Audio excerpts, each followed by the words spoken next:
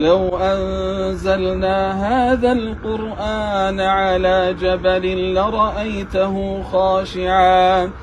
لرأيته خاشعا متصدعا من خشية الله.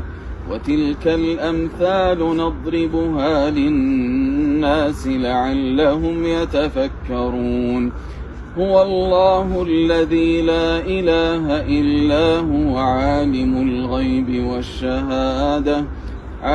الغيب والشهادة هو الرحمن الرحيم.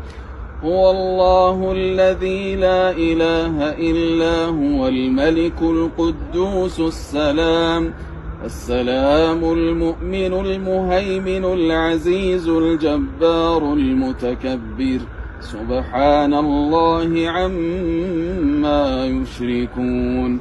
هو الله الخالق البارئ المصور، له الأسماء